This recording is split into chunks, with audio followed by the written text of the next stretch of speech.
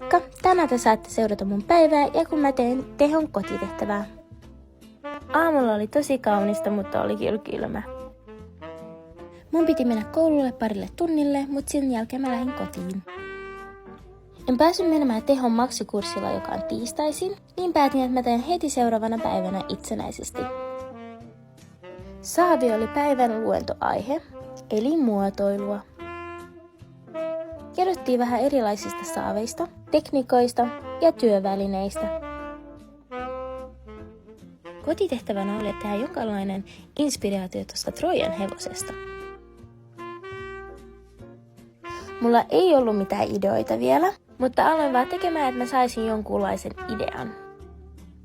Sitten sain idean, että mä teen vähän pienempi versio tuosta kulhosta.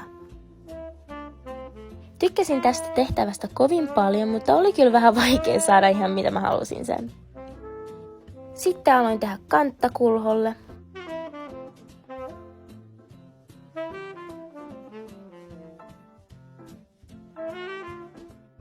Ideana on, että jotain järkyttävää tulee ulos kulhosta. Ei tiedä mitä se on, voiko se olla matoja, voiko se olla mustekala, ei oikein tiedä. Tässä oli lopputulos.